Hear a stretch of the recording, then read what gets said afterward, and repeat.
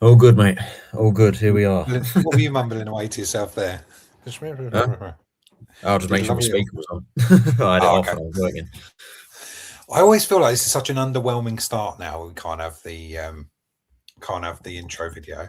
Yeah, no, you can thank copyright for that. But yeah, oh well, we make do. We're straight into the conversation, isn't it? Straight into It it. is, yeah.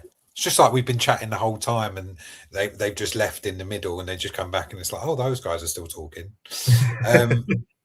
So, right, so basically, I want to tell you about my experience with the Oxford game because I think it's probably the worst way you can do it. I was working on Saturday. I was going from appointment to appointment, but I do get time in the breaks to like going from appointment. I can catch a bit of the game, so I thought, oh, I'll buy it anyway. Went to Albania quickly just because that's what you do.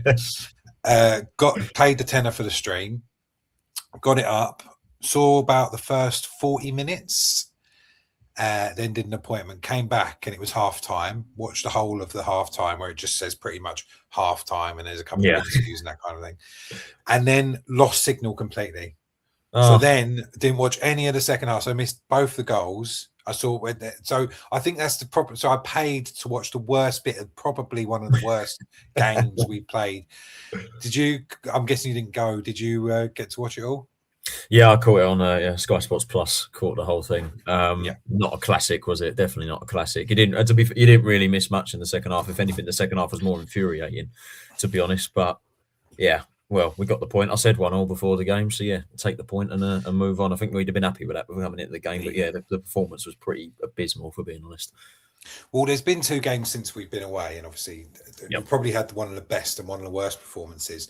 But I did say, I think I said it last week, I reckon there was more chance of us drawing against Middlesbrough than there was of us beating Oxford, just because of how much Oxford are going to fight to get anything. But they look shit. From what I saw, they didn't look a good team. It wasn't like they were really battling like we were against Middlesbrough or Birmingham. They just we were just shit. They were shit.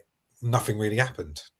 Yeah, exactly. Like, no team deserved to win that game. No team. I mean, I think Oxford play very similar to us. Like, they set up to defend and soak the pressure up.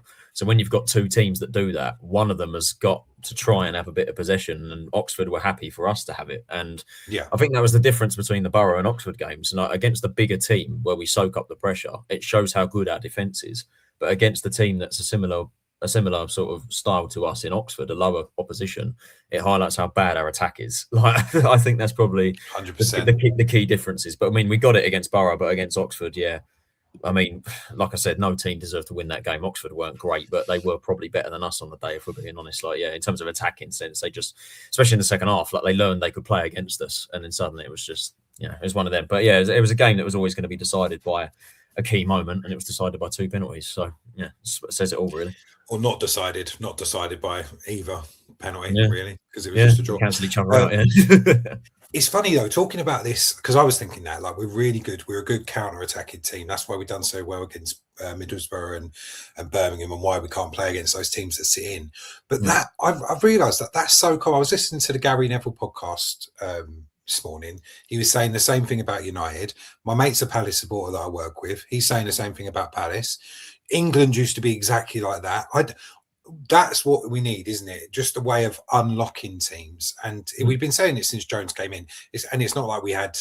I mean, it's almost like you ignored it before Nathan Jones came in, because we were bad at everything, like under the previous managers, and that, like, back to basically Bowyer as the last time we had a midfielder that could unlock stuff. But I think that's the thing, isn't it? That's the next evolution. And Charlie Kelman said it in his post-match interview. They are trying to evolve. They're trying to become a ball-playing team.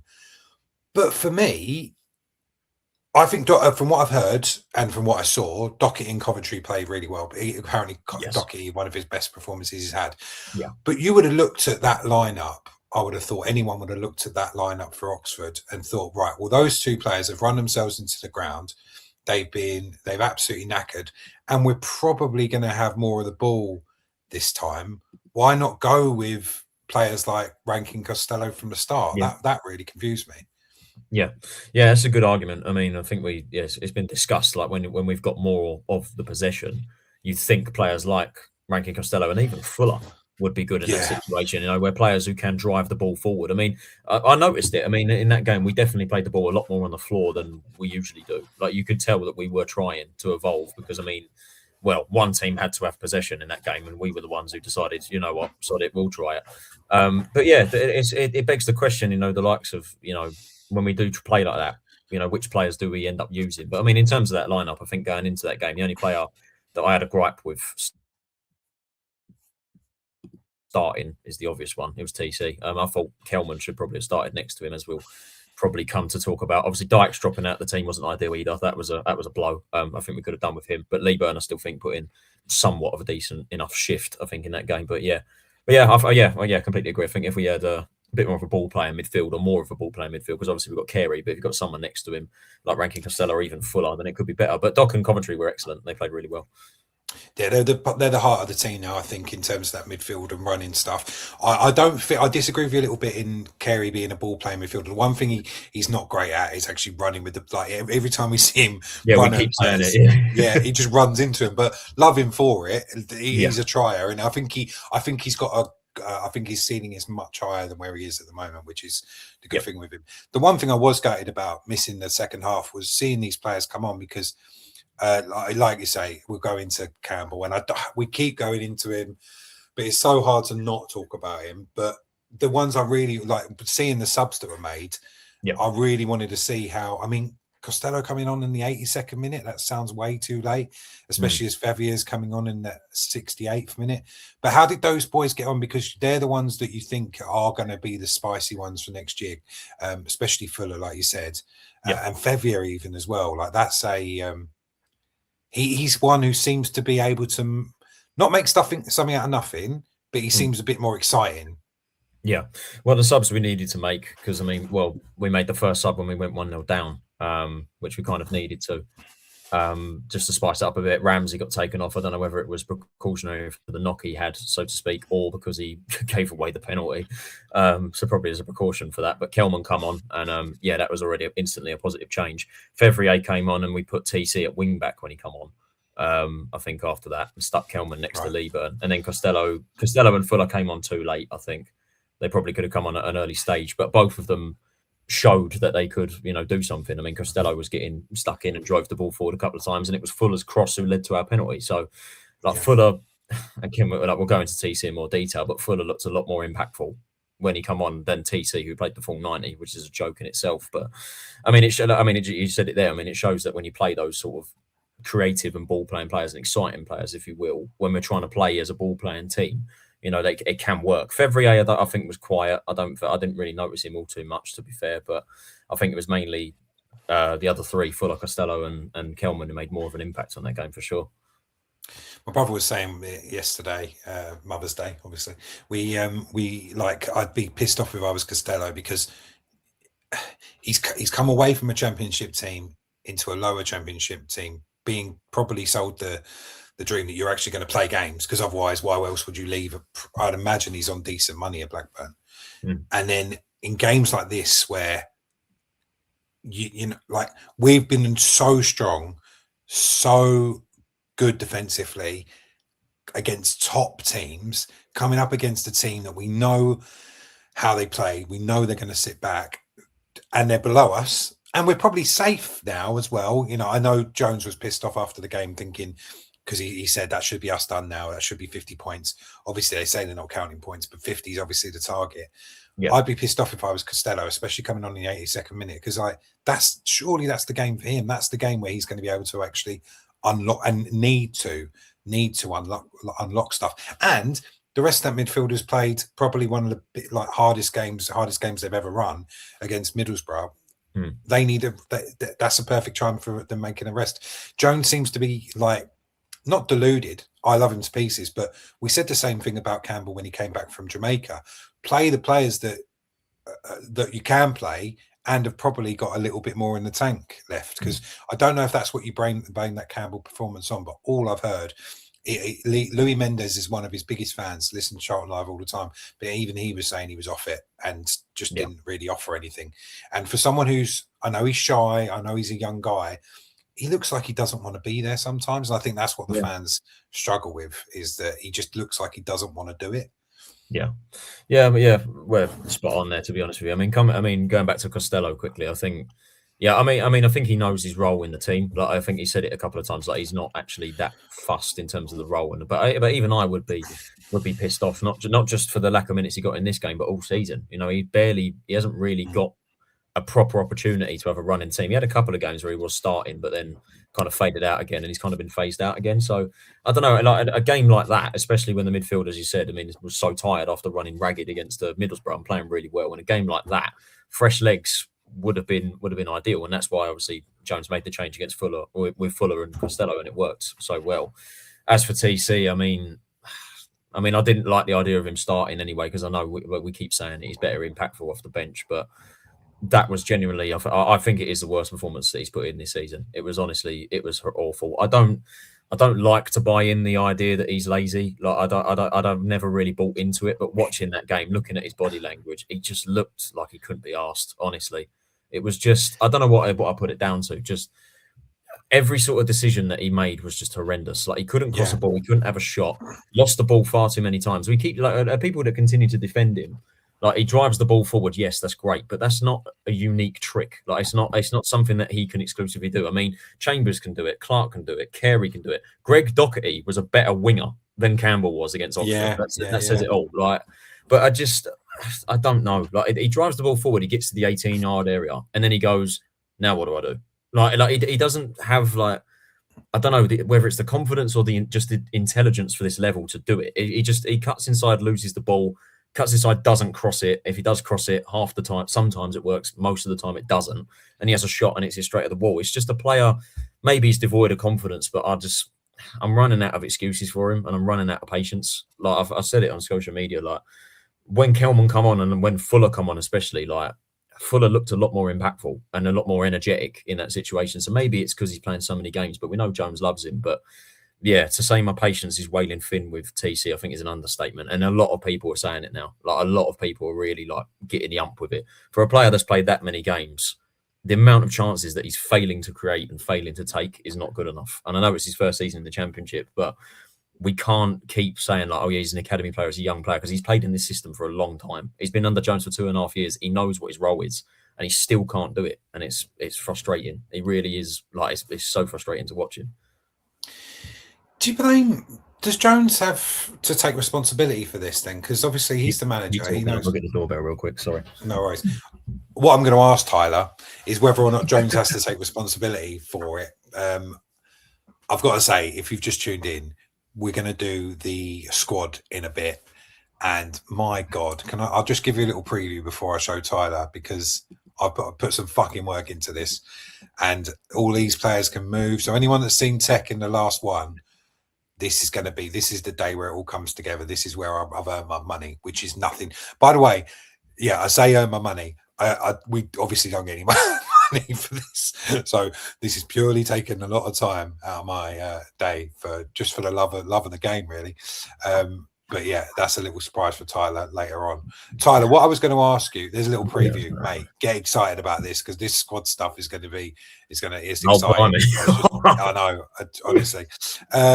What I was going to ask you was, how much responsibilities does Jones have to take for Campbell's inability to perform? Because surely he just needs a rest. So surely he just needs to come out and have a bit of time on the bench, because everyone can see that he's not playing like he has, and we know he can play. And that's the thing, isn't it? It's almost like being a parent. You're not angry with him, you're just disappointed. You just want him to be better. And if he's not going to be, play someone else. Like, don't loan Apter up. Get Kelman on the pitch. Like, there's other players there that are good enough to play that position if he's not delivering.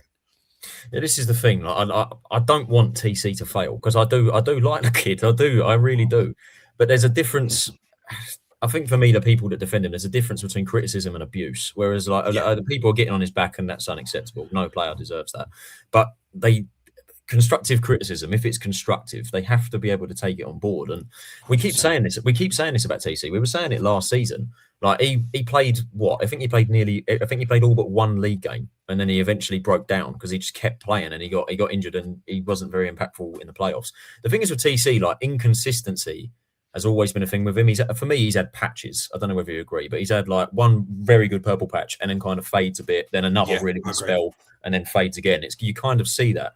And this season, it's just been. I mean, I said it coming into the season. I have doubts as to whether he was ready to make the step up to the Championship. Jones has faith in him, which is great, but I think he does have to take responsibility for the amount of trust he's putting in him and the amount of minutes he's getting, because playing that many games for any sort of young player, you're just going to break down completely. And it annoyed me earlier in the season when he was playing him as a wing back and he said, I've got no choice but to play him at wing back. But he had Arnel Hernandez, he had Jerome Resillion, who was a wing back that he signed and didn't play. Like, up to there. How many times were we sitting here going, he had options. This is the thing, he had options. He obviously has faith in TC, which is obviously a very good thing. It will give TC confidence, but it hasn't, has it? This is the thing. All that faith, it hasn't. Yeah, it doesn't work. It's not working.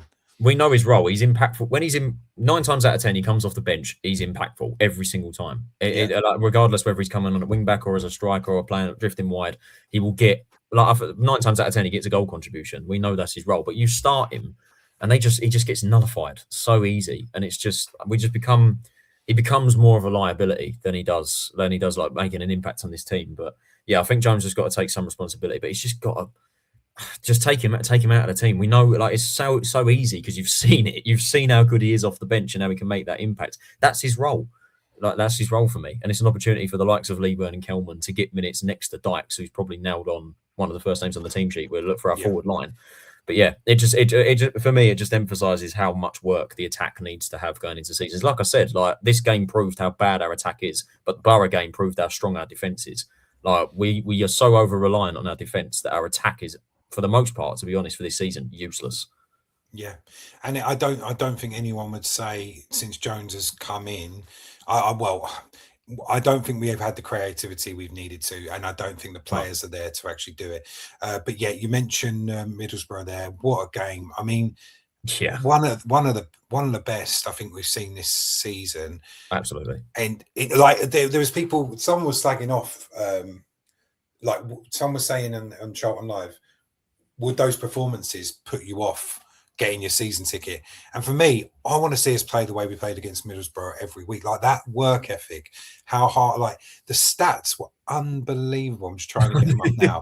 But the stat, I think it had something like 76 possession. They made 680 completed passes. We had 150. Like, it was absolutely ridiculous. But we had the 2 best chances of the game. I think they had... they had 4 shots on target, maybe, because everything was being blocked. Yeah, it was just pure Jones shithousery. That's just what it was, and that's what he can do. Like, this is what I mean. Like, when he sets up the way it is, when it works, if it works, he's a genius. Like, that's the thing. And Borough peppered us. They absolutely slaughtered us. And coming into the game, they just beat QPR 4-0. So it was like, right, okay. This is just going to be sit back and defend. The thing is, you look at that lineup as well, especially that back 3. You're thinking, right, they're going to absolutely tear us to shreds here. But that was the thing. I messaged you before the game, didn't I? Saying we're going to get absolutely decimated. How has he done that? The guy knows what he's doing. Apparently, he knows what he's doing. Yeah, brilliant. Gillespie looked. He didn't look out of place at this level, which we've said all season. But he looked really good. Connor Cody, what a man! I mean, that goal. I mean. It was a long throw again, but he just swings a foot at it. It's that sort of experience. It's a great goal. It's a really good goal. And Keenan Goff again showing that he's a talent that's been slept on. Like, he looks very comfortable at this level. I know he's had a couple of minutes and he's still quite raw, but he looks solid. And the whole team as well. Like, we played as a unit. Borough slaughtered us, but we were happy to sit back and let them have the possession because we just blocked every shot. Manu made a great save for them that tipped onto the bar. And like I said, we had probably the 2 best chances of the game. Kelman should be scoring that cross from Clark. Like, it's a great save from the keeper, but Kelman's got to score. And then obviously the goal. And then we were just happy to sit back. It's a proper Nathan Jones-esque performance and shows that we can, like, when we play that way in this system, we look good, especially defensively. But yeah, it's just the attack that's obviously lacking, as Oxford exposed. Yeah, I mean, like you said, that lineup, it was what it does give you is the belief that we've got the strength and depth, maybe more than we thought we had. I hate to go back to it though, but the one guy who didn't look up to it and didn't sort of give the best of account of himself was TC again, wasn't it? Yeah, well, I think at that point, I want to give TC a little bit of I don't know, a little bit of leeway with the Borough game because I don't think his role was really. I mean, he missed a great chance when he got put right through 1-on-1, and it's again that hesitance and that lack of confidence. But yeah, I think to an extent, I probably would agree. To be fair, it just didn't really look so up for it again. But I think it was a better showing from him in this game than it was against Oxford. That was for sure. Can you see this away? Are you seeing what I'm saying? Yeah, I got it. Yeah. So one thing that I did think about this was the Kelman chance. Yeah, Kelman got a lot of stick for that, but actually, I think when you watch the replay, the angle he's got is real. That was it. When that went in, I was like, right, we're done. Like that. Yeah, we're in for a long evening. Yeah. But that was kind of, I can't remember many better chances they had than that. I mean, there was a lot of this kind of stuff where sort of. I wonder if they'll show the one Mannion saves onto the bar. This might be it. Oh yeah. That was. That's another thing we haven't mentioned. I mean, Mannion now, apart from a penalty, he's got 3 clean sheets. I know that's a big part's doing a lot of work there, apart from a penalty. But a penalty that maybe shouldn't have even been a penalty in the first place. How easily it was soft, but it was a penalty, I think. Yeah, I think you're right. But do you know what? I don't. I wonder if we get ours if he hadn't have given that one. Lloyd's is now ours is more stonewall than Oxford's, I think. Yeah, because he's actually pulling Jones back. He's got hold of him. You can see it. Ramsey's is maybe a simple collision, but he doesn't need to touch him. This is fantastic from Kerry, and this is what TC doesn't do. First time delivery is unreal. But you watch the replay, that looks like Kelman should never miss that. But if you watch the replay, the keeper comes out so well, and the angle is so tight. Yeah, I see what you mean. It's not this one here. Look, he's actually further past the goal, I thought, and the keeper does so well to get out. But again, that's Kelman and Carey just stretching teams and doing what we apparently TC can only do. That's I guess that's the frustrating thing, is that there are other players in that team that can do that. Exactly. Like that's why I don't understand the defense of TC. Like they say, it's a unique trait for him. This is the save off the bar. That's a great thing. Save. But yeah, they talk about it's a unique trait for TC, but half the team can drive the ball forward. It's like it's the end product that lacks, which is what Clark and Chambers can bring. They can swing a ball in the box, and TC can't half the time, most of the time. I think it's also he's got the benefit of playing that position where your attacking midfielder or a second striker is always going to get more of the ball. That's unbelievable. So cheeky. How he gets that leg round there. It's brilliant, isn't it? I thought Carey took that throw because he took the throw against Birmingham, and I looked again. Oh, bloody, it was Clark. Yeah. And it's so funny that it came off the back of that video coming out of Jones showing everyone how to do long throws. I didn't realise that was on the volley as well. I didn't realise it. It doesn't bounce. He catches it. He just gets a leg round it and catches it. Yeah. He looks stunned. So well. I wonder how much they worked on that, because obviously Dykes running, taking the players away from him. It looks like it was sort of a genuine bit of a game plan there. Yeah. They've clearly been working on it. I mean, the last two, before Oxford, the last 2 goals we scored were from long throws. So we're clearly looking at trying to bombard the box with the massive lumps we've got in the team. Might as well make use of them. Definitely. You got to use whatever chance you get, and we're getting a lot. You obviously 100%. Get a lot of throws, don't you? Yeah, definitely. We were I never thought, probably after the first 5-10 minutes, I just thought they're just never going to score. Just need to sort of get them out of the way. I still got really nervous whenever they come forward because the amount of chances they had. But the more they missed, the more confident I got, especially with Mannion. I mean, Mannion, that was outstanding from him. You know, he commanded his box so well, pulled off some great saves. I mean, some of them are straight at him, but that's the thing with Mannion, and it's a big headache for Jones now for the rest of the season because he's got 2 pretty good keepers at this level by the looks of it. And I was actually quite happy that he stuck with Mannion against Oxford because I think dropping him would have been really harsh. I think that this is the funny one, isn't it? Those shots, 34 shots to our 5, 22% possession as well. That's mad. It's unbelievable. Never seen anything like it, but it just shows how it doesn't matter how much of the ball you have and how much you try and pass teams to death. You've got to be able to actually finish them off, and if you defend well, you will get the benefit. 100%. You will, and against those teams that are going to believe that they're going to. Because didn't he say in the week? I don't know if it was a manager or one of the players was saying, "I don't even know we're playing," sort of a bit belittling. And Jones apparently used that in the video before the game. I mean, we've proved that we're good enough to be at this level, definitely. Yeah. And if we can level up in the summer, I think next year we've got to be going for at least top 10. It's ambitious. Well, I still think we could do it this year. I mean, let's look at the table. Like, I know I'm massively optimistic, but if I mean, we're looking more up than down, but we're 3 points off 12th, and that is mad. To be fair, we're 9 Norwich off to of play as well. relegation. But yeah, if we beat Norwich, results go away. We are 12th. That is that's what I mean. So suddenly you're sat there. Like, how many are unbeaten in? 6, is it now? Oh no, we're not. We lost 4 games ago, but we've lost 1 in 6 or whatever. Yeah. But I genuinely think it's time to start. We need to start looking up and how high can we finish, and that's what we definitely are. I mean, you look at the gap now. Like, we've bridged a big gap now between the rest of the teams. Like, you can see we're starting to teams are starting to pull away from the relegation scrap, and we're in that mix now. Like, we're 6 clear of Blackburn behind us. And then 9 clear of Oxford. I think Pompey. I see Pompey got 2 games. 2 games in hand on us, haven't they, Pompey? Yeah, so that's key. But I mean, Oxford are still flying. I mean, the teams are still below dropping points. Like, Pompey are still losing. Blackburn are inconsistent. Oxford are coming back, which is great for them. Leicester are not really getting there, but they can pick up a result here and there. West Brom are slowly starting to pick up as well. So we're not. I don't think we're. Like, I won't say we're out of it just yet because nothing's a given. But we are definitely starting to look more up than down. I mean, if we beat Norwich, like I said, suddenly we're mid-table. It's like, Jesus. Where's that come from? I mean, the thing again that Louis Mendes was saying on Charlton Live was that you're not relying on one of those teams picking up a few results. 5 of them have got to 6 teams have got to do. 5 teams have got to get better results than we're getting. And at the moment, apart the performance against Oxford was not great.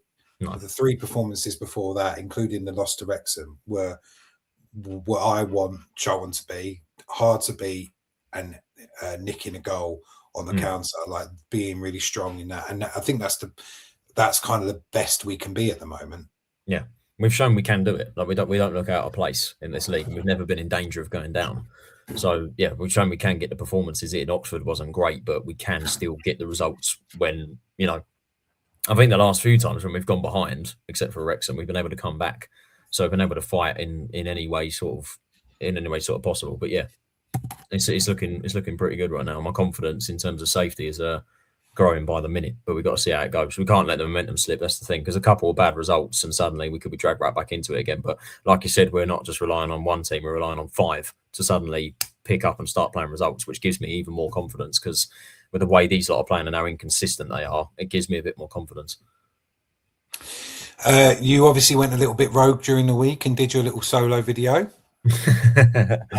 It's 1,100 views. Well, why am I upsetting everyone so much? Why is it? Oh, Sam's on this one. We won't bloody watch it. Well, to be fair, this Addicted's only got 300 views less, so it's not that bad. Like, Addicted's growing, like it is getting there. But yeah, thank you. I appreciate the sympathy. I do feel a bit of pity. The impact is there. The impact. Look at it positively. It's there. It's growing. There was 20 comments, but most of these were just amazing match. Well done, Charlton. Oh yeah, this was from a Middlesbrough fella. Well done, Charlton. We played quite well, but you lot defended superbly. I bet your running stats were phenomenal. I don't actually know. I'd love to see them, because Doherty and Coventry must have run like. Okay, I don't even know. A stupid amount of kilometres, I reckon. Like, they run that game. They really did. I like this one from Charlie Jarrett. Hi, Ty. Big fan of yours. Bang on the money. Oh, they just love you so much. We are safe. I never considered bottom 3 anyway. They are a decent side. We're a decent side. We're at our best.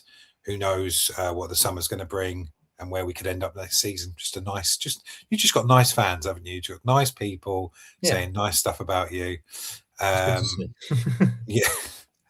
But yes, a couple of people said don't forget to do the squad next week. So I have been busy, Tyler. There's been tech issues. There's been issues of missing out players, but I think I finally sorted it out, and I'm so excited to show you this, because it's fucking brilliant, if I do say so. So appreciating the work. This is the squad. This is Tyler's squad for next year. This is what the last couple of episodes we've been working out who we're going to keep in, who we're going to get rid of, and who we need to buy. So this is it. If we don't, so top left is the batch of players that we're dumping, the players that you've said you're happy to get rid of, even if we don't get a fee for them. Yeah. The bottom left is players that we'll get rid of if we can get a fee for them, so if we can sell them. Top right is low now, and bottom right is buy in.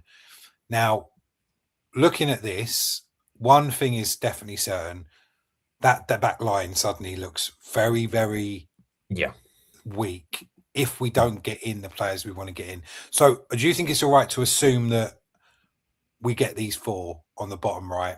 I think if we put them in the positions that we're hoping we get them in, I think that gives us a good idea of sort of what we hope we've got to work with. Yeah. Do you think? Look, I can even move them around. It's so cool. We can even change the kits as well. I know. Can have the away one. Could have your Jamaican one. Here we go. Cody. So I'll put Cody in behind Coventry there. Yeah.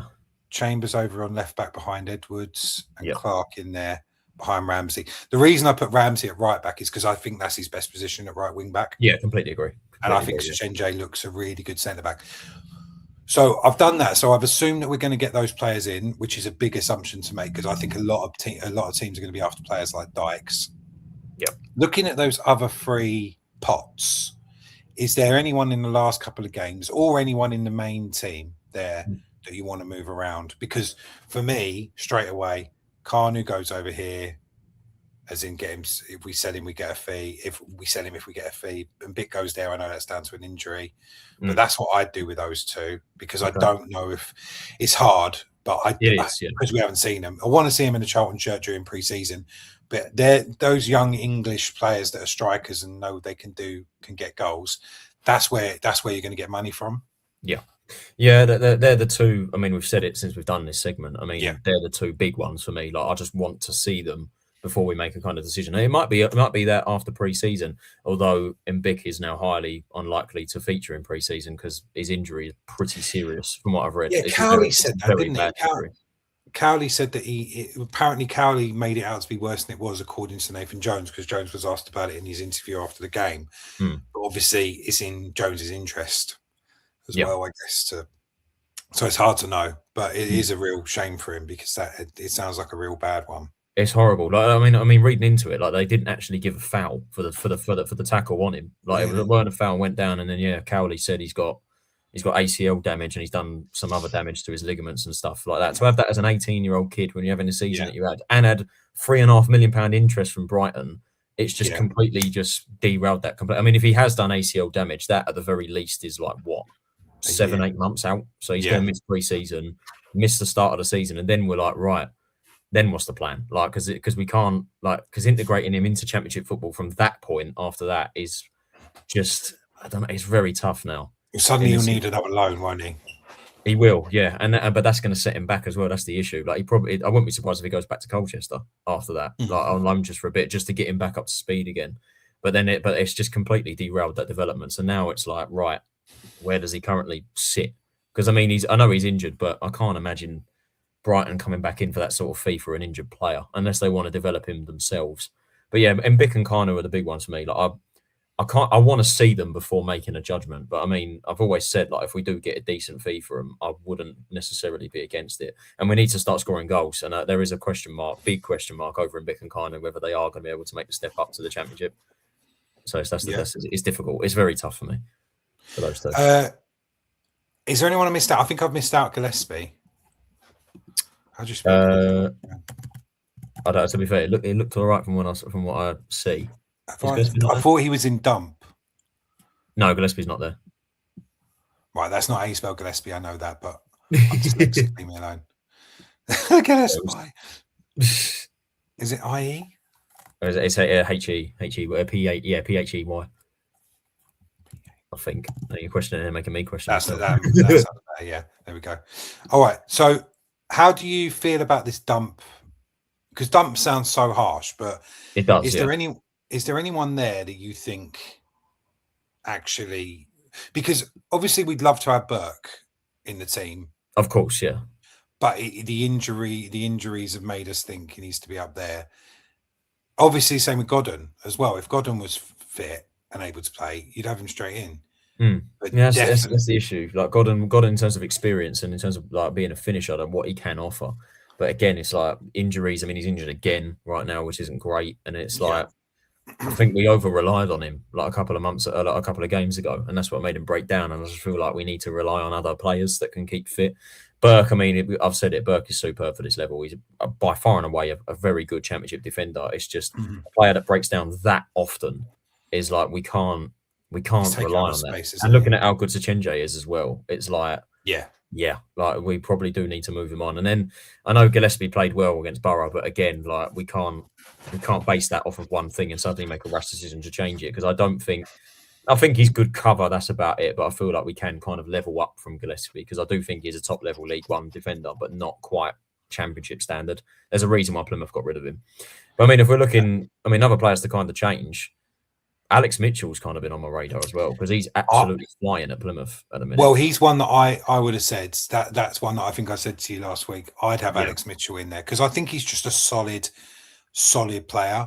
So as a squad player, I don't see any issue. It just Jones really doesn't like him. Didn't he have a night out? That's the problem. Like it's the relationship between Jones and Alex that's going to be the difference. If Jones is willing to get beyond that and look beyond that and go, right, he's had a really good season in League One because he's smashing it for Plymouth at the moment. And Plymouth fans were saying we need to get him back. First one in the door. Yeah. So if we do get rid of Alex, that'll probably be his destination. If Plymouth have a good money to spend for him. Well, I say good money, but we'll probably get a decent fee for him. I don't know. If he can look past the relationship, I wouldn't be against probably putting him back in. I mean, this squad with Chambers and Clark, right? Those two positions are absolutely sorted, but also they're probably all too good to be on the bench that much. So Ramsey. Yeah. So I would say that the difficulty is, are we going to go? I don't think we're going to go out and sign 3 better centre backs than Mitchell. How many more defenders do we need? Do you know what I mean? Yeah. If we got Ramsey and Clark on the right, Edwards and Chambers on the left, and you've got these 3 in the middle, and you're thinking bringing Mitchell back in, how many more defenders do we need? And one bit of homework I did give you last week, I don't know if you've had a chance to have a look at it. Are there any names floating about that you would be after that realistically might be able to come in? Yeah, I mean, well, if you look at it like that, I mean, Ramsey can play either in the back 3 or at wing back. Yeah. So that does us a favour. It's obviously injuries is obviously something to take into account. Look at it. I feel like it's Monday Night Football. Like I'm doing all of the there are the other things, and I think I don't know if we've ever tried him in this position, but apparently Edwards can also play on the left with okay. So what I've said, I don't think we played him, but apparently he can play there. So I think to be honest, I mean, looking at the options we've got there, assuming we get Chambers and Clark in, I think we probably only need one more centre back realistically. Because if you sign another, I don't know. I don't think we need to go overboard, because then there's obviously upsetting players and having too big of a squad, which I think we can probably afford to have one less body. But I'll probably say the priority is a left-sided centre back replacing Gillespie. And in terms of names, I mean, I know it's recency off the Oxford game, but if Oxford do go down, Kieran Brown would be someone I'd look at straight away, because I think Oxford, I mean, he's had a very good season for Oxford, and I do like the look of him. And even the guy next to him, Michael Heelick, he's also a decent centre half. But I've not really thought about names all too much. I've not done my own work. There's a back to school for you, but off the top of my head, I think looking at the relegation teams or the teams down there, there's probably a few that we could pick out, but Kieran Brown would be one of them for me. I'd look at. Maybe I don't know if I'd sign him, but I'd keep him on my radar at least. Yeah. So defensively, you reckon at least one more centre back. If that again, these are all ifs, buts, and maybes, but that's the fun of being a fan, isn't it? That's planning on Chambers and Clark coming back in, because Cody, like we know, can slip back here and do a good job. He's one name that I think him and Dykes are the two that I think level us up. Like, I'm not saying Cody's the best player on the pitch, but what he gives you is that much experience and the ability to shut games down like he did against Middlesbrough. Dykes, on the other hand, is by far and away our best striker at the moment. I don't think there's anyone who would go against that, and it completely plays into Jones's style of football. But he's another name that I think other teams, apparently Millwall were interested in him. I think we're going to have a lot of competition to try and get him in the midfield. So we're talking about evolving. We're talking about trying to be more hold on to the ball a bit more. I think what's nice is that this Doherty, Carey and Coventry situation seems to be, I would say, one of the best midfields knocking around that bottom half of the table. I can't think of many others that are better. Nibs we haven't seen enough of for me. And Apter obviously comes back, and I can't wait for him to come back. I don't know if this is the position for him though. He's more here, isn't he? Yeah. So it's almost like a complete change of formation if him and probably Nibs as well, because I know Nibs sits a little bit back, but from what I've seen of Nibs, he likes playing here. Yeah, like as a natural 10. And where Carey is as well, to be fair. Carey and Nibs are more like that, aren't they? I guess it's more, you'd say, like that. Yeah, that looks about right, probably. Sorry, I'm having too much fun with this, aren't I? But do you know what I mean? It's like what's Jones's formation and what we actually got the players to do. But in that central midfield, we're saying the big thing is bringing in some creative midfielders. We need to be creating more. Have we got too many in there now? Is it because I mean, don't forget that's with us loaning out Fuller. That's with us not bringing Anderson back. Dixon, obviously, we know. I don't think there's any surprise. I can't see anyone thinking he needs to get back in the team. And Fevia being there, like it's a lot of players we got there. What do you reckon's likely to happen? I don't. It's a massive headache, but I think midfield is one of the bigger ones because I mean there we've got 7 bodies, but it's like in terms of actual creativity, like it's a big issue because we don't really have that from the team. So I think it boils down to these players evolving and being able to play that football and be that creative spark. I mean, Costello, we know, can do it in terms of driving the ball forward. You'd think Carey and Nibs can do it. Nibs we haven't seen enough of. Carey, at times we've seen it, but like we said, loves to run into a defender. And then Doc and Coventry are probably your more ball winners, so to speak. Same with Cody. And then that's a bit of the unknown sort of identity. We don't know what position he's going to play. Apparently, he's not doing well at loan at Bolton, which is concerning. But we'll just have to see where it goes with this one. But I think, it's tough because 7 bodies in midfield is, I think, more than enough. It's just we're lacking the creativity, so we still need more even with that. So maybe we could see another one of those, a couple of those names, and maybe end up dropping out of the team as well. But I don't know. It's tough. Fuller and Anderson are again difficult ones as well. Whether they're going to still be part of the squad next year, because I think Jones likes them both.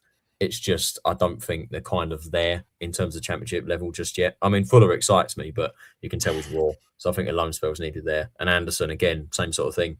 Like, he works hard, but his passing's awful, and that's got to improve. So it's tough. Midfield's difficult to call. I guess the thing is that it's what money we've got, the ability to bring in players, but ultimately where we need to be next year is not so much these players that might be able to do it, players that actually can. I was looking around. So for me, I did do a bit of homework, don't worry about it. Raksaki's the one for me that you could play in Carey's position and he's going to be able to do it all day long.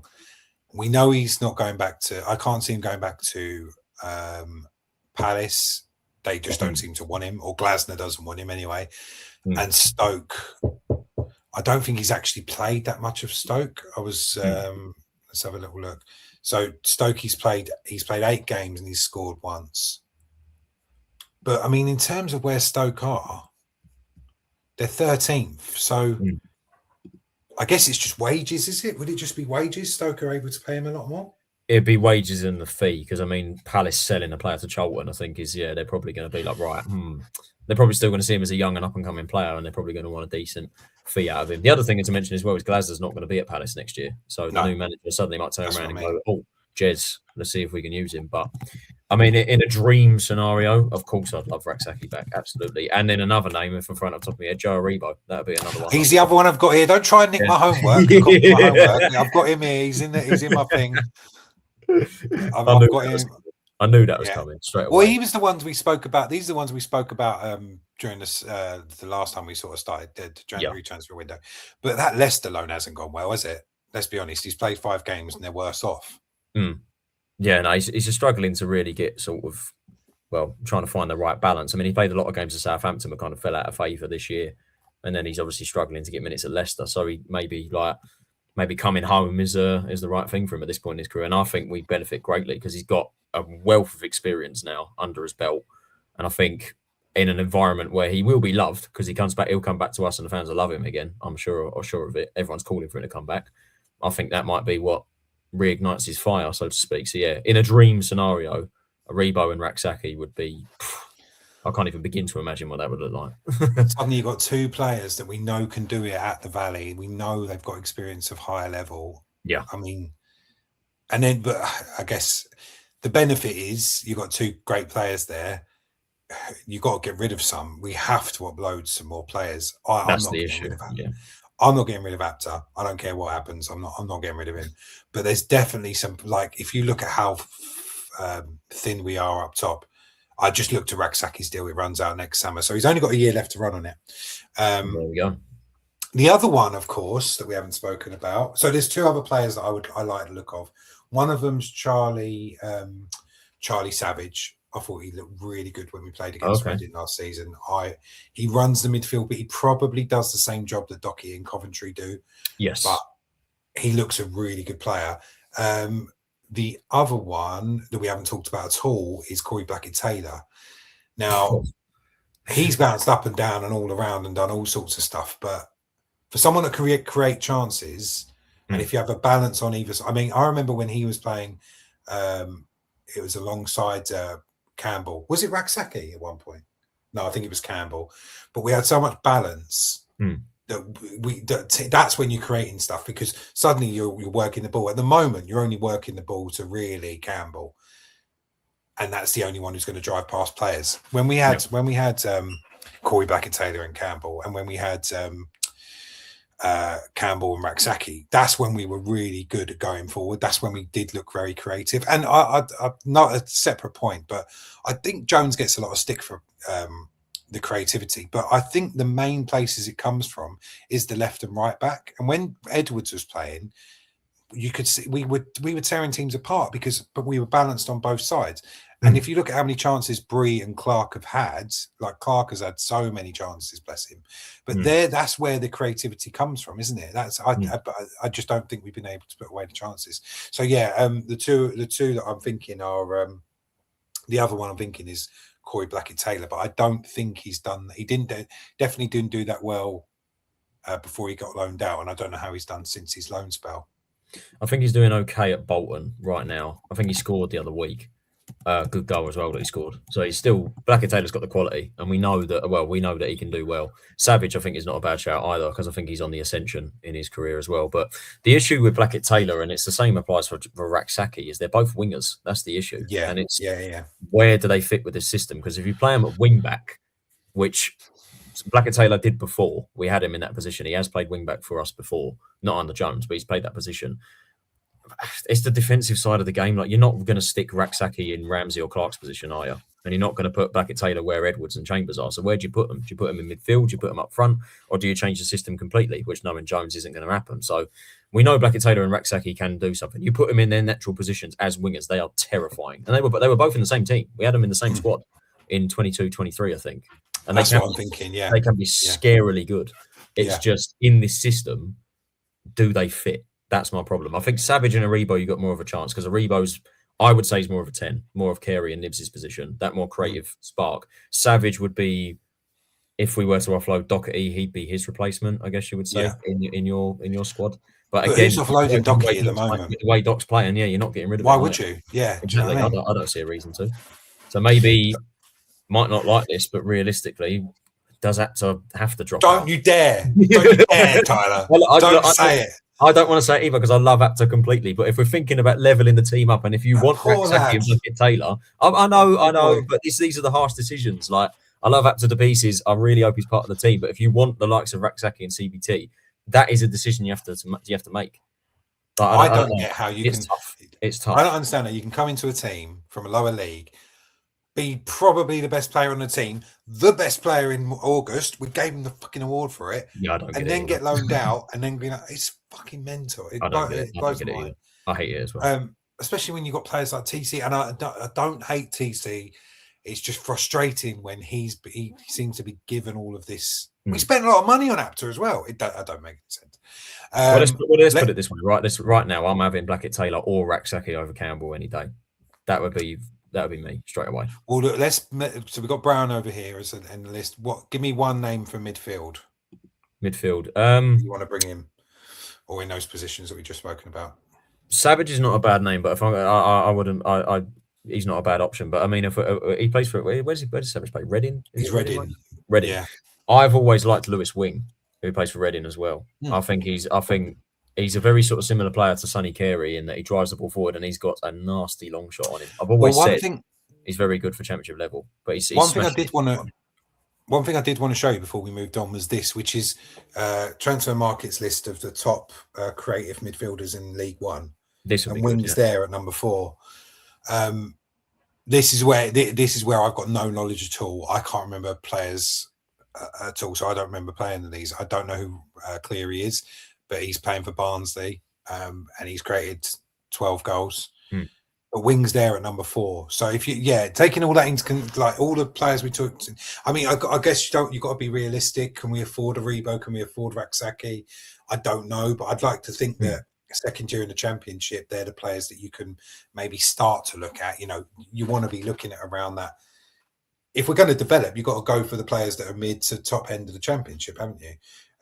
Or you do what we've done before, take someone like Lewis Wing or Savage, who are going to be delighted they're getting their first chance at the Championship. Yeah. So who? Give me a name. Give me a name for midfield. But I think it's tough because we thought that strategy would work, taking in the top players from League One, and I know that they're projects and they're developing, but you'd have to say for the most part, you know, Apter, Nibs, Kelman, and Alafe haven't necessarily worked out all too well. Carey's the only one that's worked well. I mean, if I'm giving my choice, I'm having Wing. I think he's got the experience, and I think he's got I think he's capable of doing it at the Championship level for me. But in a dream world, Aribo, Raksaki, I do like the sound of that. But if I'm going realistic, I'll say Lewis Wing. All right, cool. This is your team. This is. It doesn't matter. It doesn't matter about my opinion. We're here for you. We're here. The fans want to hear what Tyler has got to say. If we've learned nothing else. Mention Kelman. When you look at the goals he scored this year, he's got us a lot of points, hasn't he? Like it was his goal against, obviously his goal against Oxford. I think it was obviously he didn't get the one against Birmingham, against Middlesbrough, but he did get the one against Birmingham. I think Kelman and Dykes up top next year. I'd be more than happy with that. Yeah, I think that's a good combination at the minute, isn't it? I think that's a decent combination, but we have got an awful lot of strikers in the building. We've got rid of a Hadmay. I mean, we're going to miss him. Godden's out. We're talking about loaning out Dixon and Fuller, you know, different level, but same thing. And then Alafe's in the sell column over there. But same with Leeburn as well. Yeah, and Leeburn, sorry, yeah. So how do you feel about this as a forward 5 going into next year? Personally, I would have him over there as a definite, and I'd have these two over. I like I said to you, I think in Bicknell will need another loan. I made a big point of saying, what's the point in loaning them out? They've done their loan, they've proved it. But if Mbic's not coming back to a pre-season, he's probably going to need at least 6 months to get back up to speed. But Kanu's one that I can see coming in here and being the 5th striker. Well, I think Dykes and Kelman are nailed on. I think they'll be, provided we can get Dykes back. Kelman's the only one at this point. He'll go, 100%. He'll be here next year. Dykes, I'd have back. Kanu, the thing is, we've got to find a way for him in the team. This is the thing. So that's it. And the big issue is the depth beyond those two. And obviously, Mbic probably realistically now does lead a loan spell. If we sold Campbell, I would not be fussed, to be totally honest with you. He needs a dramatic... Where do you want him? Because I've just taken control. Do you want him back up here? Do you want him over here? Make a decision. I'll put him in the cell. But realistically, he's going to stay. That's the issue. Like, he's going to... If it was my team, I'd sell him. But realistically, he'll probably end up staying. This is your team. This is your fantasy. Don't be distracted by what Jones wants. Right, my team, Campbell. It's time to go. It's time. You're putting him in a whole different kind of cell. He's getting locked up and throw away the key. Not that extreme. But yeah, the issue is the depth beyond Dykes and Kelman. So I think Kanu, if we're serious about him being a talent, I think he needs to be in the team. And then we need another bagsman in amongst there. I don't have a name for you, but we do need another exciting bagsman in there. Do we go Championship experience? Do we go someone who's smashing it in League One at the minute? I don't know. Do we try a Premier League youngster like Fofana, who we nearly signed? You know, there's different avenues, but yeah, I think I'm more inclined to say, that's how I'm feeling at the minute. Let's look at this table quickly. We've got 5 minutes left. Is there anyone, you're better at this stuff than me? Is there anyone in these teams that are likely to go down that you think if we could get him? I mean, the thing with Leicester, right, is that their team is unbelievable, but they're all going to be so expensive. Yeah, that's the issue. It's just not gonna happen, is it? The only one I mentioned him before, but Kone at QPR. I mean, I don't think they're going down, but is he the one who came from Exeter? Wickham last season, he was banging in goals for Wickham last season. That's it. And I think fans were debating whether we should get Kone or Kelman, and then at the start of the season they were like, "Oh, we should sign Kone because he scored against us." But I don't think he's done all that from what QPR fans are saying. I don't think he's been that great for them. Then again, it's his first season in the Championship, so you couldn't pay me to take it, are you? No. I don't know. Yeah, I don't know if there's anyone really that we can realistically get. I mean, this is the issue. Like, I mean, Fatawu in a dream world. I mean, Fatawu's unbelievable, but it's stupid wages. Then you're looking at Oliver Skip, stupid wages. Steffi Mavadidi, stupid wages. Aribo would have to take a pay cut if he comes back, but I'll be more inclined to say we could maybe get him. Daka will be too expensive. D Cordova-Reid too expensive. Harry Winks is on 90 grand a week. What about let's have a little look at Leicester's probably a no-go. I'll be stunned if we get someone from Leicester. Is there anyone in Oxford that you like the look of at all?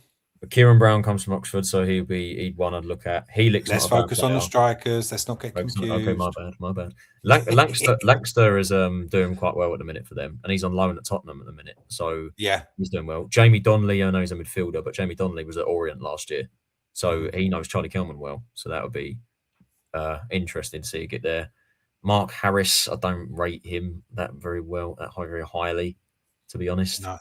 So I mean, if I'm a short list, Lancaster is probably one you're looking at for Oxford, Lancashire, sorry, but he's on loan at Tottenham, so and then West Brom again, they're going to have the same issue, aren't they? That's just another team that have got big wages. But where are these players going to go? They're going to have to go somewhere. I guess they're probably going to go mid-table or top half. Yeah, Josh Maggio would be too expensive. I can't see us getting him. Who's the other geezer? Higbo, is that the other geezer? Yeah, I think they just recently signed him. Daryl DK is probably the most injury-prone player in the league, so it would suit us to a T. But yeah, Borough, West Brom again. You're probably not realistically touching. It's not going to happen, is it? It's funny though, isn't it? That they're too expensive to buy, even though they're going down. This is the thing, unless they take a ridiculous pay cut to come to us. I did ask ChatGPT, as good as they've been. The players that Championship are going to fight over: Jimmy J Morgan from Chelsea, apparently he's been on loan. Ethan Wheatley, Cameron Doyle, Shay Lacey. I mean, I don't know where any of these players are. They sound like youngsters, most of them, innit? Like Premier League youngsters that are ready to make the next step up. So we could go down that market, but then again, it depends how much money we got and whether we can invest in someone who we can realistically get. It's going to be tough. Someone made the really good point last week after I'd said, well, we're only going to be able to get the fees from when we do from what we generate.